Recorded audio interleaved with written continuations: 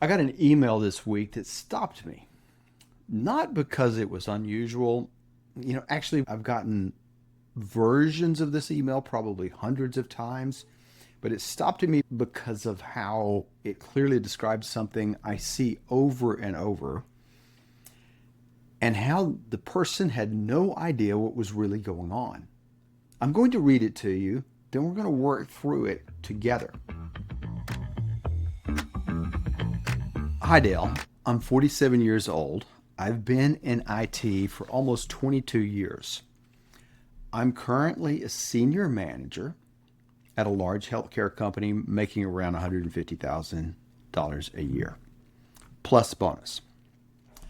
From the outside, everything looks fine. I have a wife, two kids in high school, a nice house, retirement savings, and honestly, I can't complain about the paycheck. But lately, I wake up every Monday wondering if this is it. The work isn't terrible. I just don't feel like I'm building anything anymore. Every year, it's another reorganization, another budget cycle, another round of meetings. I spend more time managing politics than solving problems. I've looked at other jobs, but they all seem like the same thing with a different logo.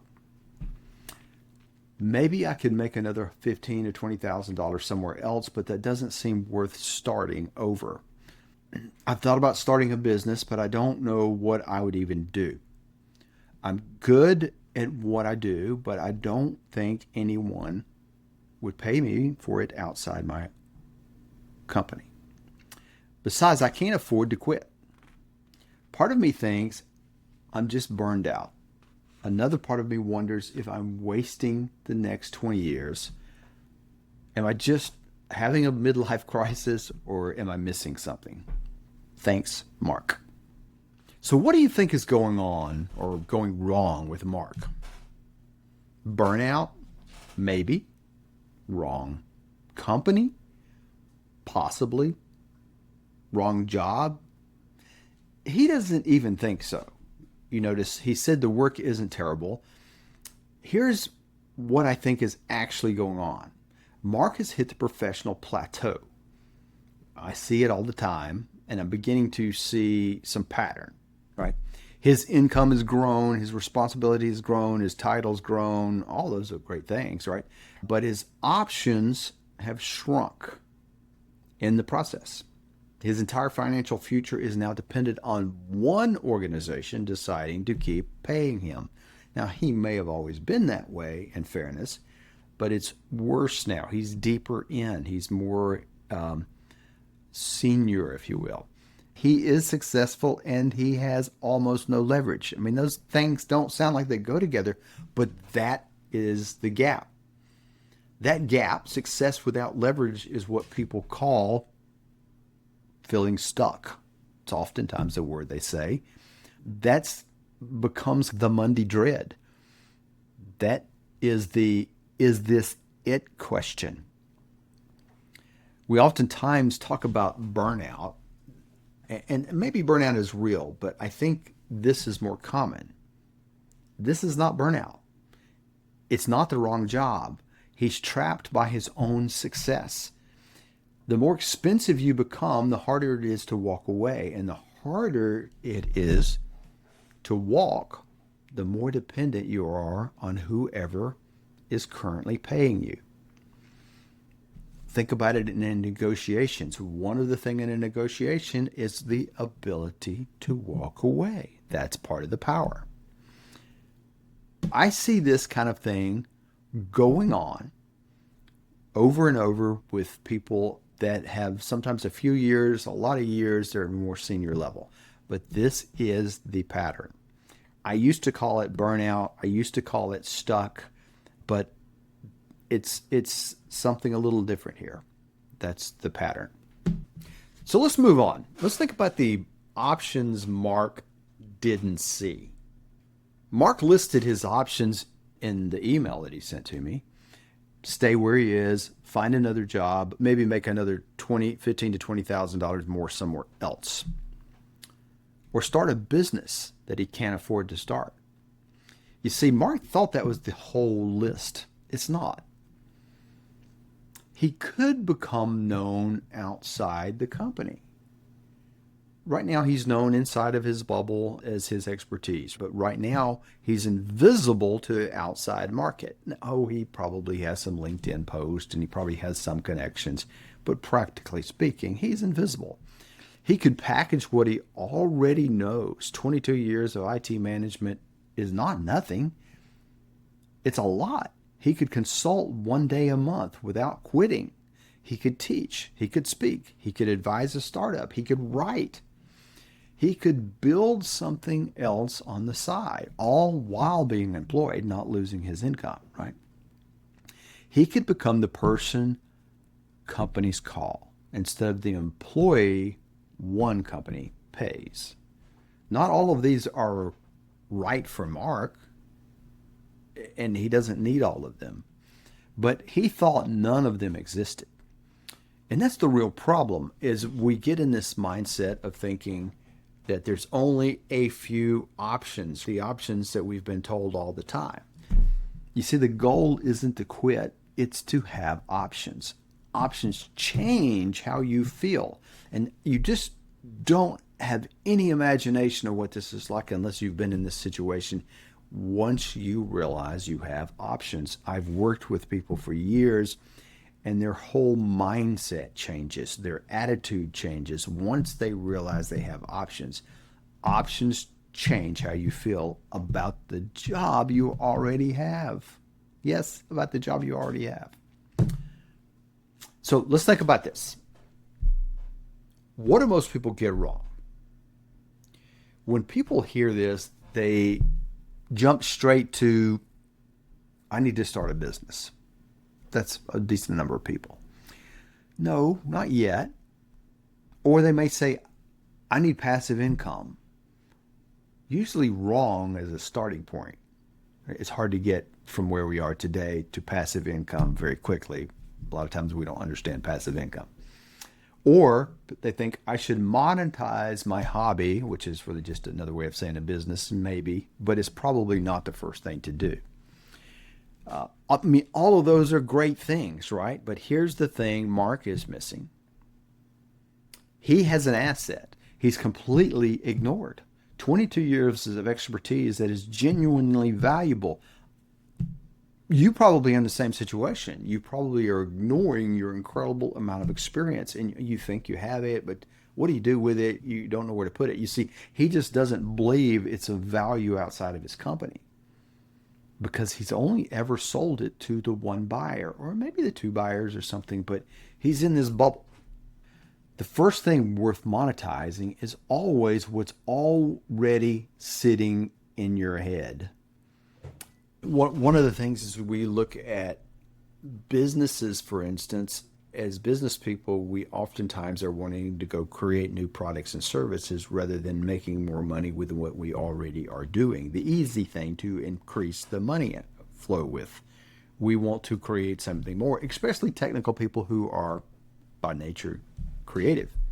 Most people skip that asset and they go hunting for something new, the asset being what they already have. But the thing that feels so normal to you that you can't even say it, the thing being your skill, your asset of doing what you have been doing for years, that's usually where the value is. All right, so all this is said, this is about Mark. What would I actually do? If Mark picked up the phone and called me, if Mark calls me, here's what I'd tell him. I wouldn't tell him to quit. I wouldn't tell him to start an LLC tomorrow or any kind of business activity. I'm just using LLC as an example, right? I'd ask him 3 questions. What do you know how to do that feels so normal you don't think anyone would pay for it? Now, that question by itself is going to be a little hard for him, and it would be really hard for you, right? You are so used to doing, you're going to have to think about that question. As a matter of fact, sometimes I have to peel it out of people. The second question is, what problems have you already solved, repeatedly usually, that other people struggle with? That one is a little easier to answer. sometimes we're lost in our own head on that one too. But the third question, what could you do right now without leaving your job that would prove your knowledge has value outside that one company, your current employer?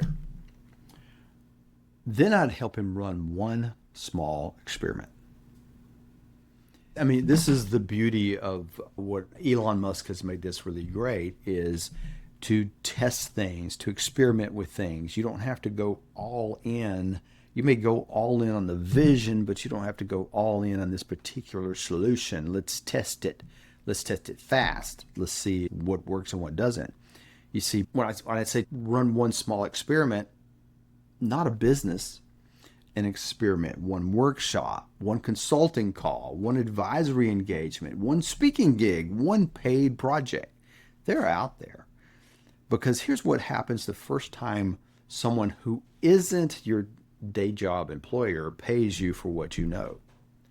Everything changes. It sounds silly, but it changes your mindset. I've seen people make a few dollars online. I mean, literally a few dollars, $12 or something. And it changed their mindset. And they realized, oh, there is another revenue path. See, it's not necessarily the paycheck. The belief changes. The leverage changes. The first time we had put a product on the market and we had built something, put it on the market, threw it out to the world where random crazy people could see it, and they bought something, an unknown who doesn't know me, who bought something from me, was a game changer. Right? And I've had that experience many, many times before. Sometimes I know them and they say, where do I pay? Right?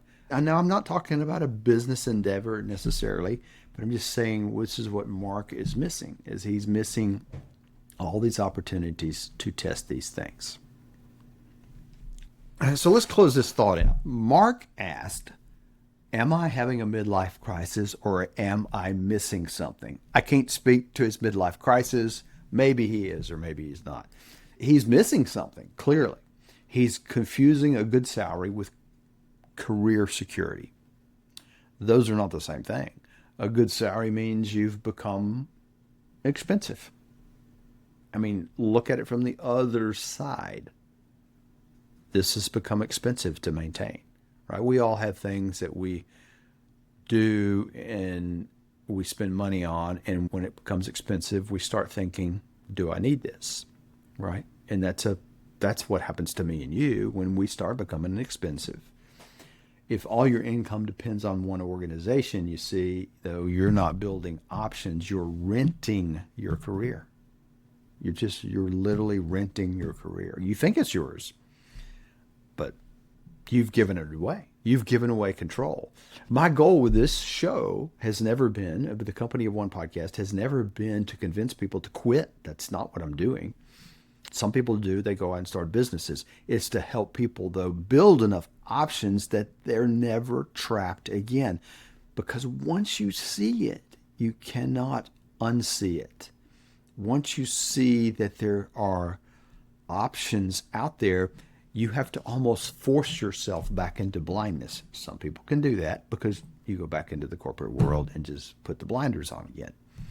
But seeing it, that starts with knowing what you're actually worth outside the walls of your current employer. If this hit close to home, if this sounds really like maybe this is my life, I've put together a free resource called Moving Past Obstacles. Download below if this is on YouTube, or download at dalecallahan.com for the podcast. But this Moving Past Obstacles helps you identify where the controls are for you, because most people have more leverage than they realize. They just don't know where to look. Grab it for free at dalecallahan.com. The link is in the show notes below.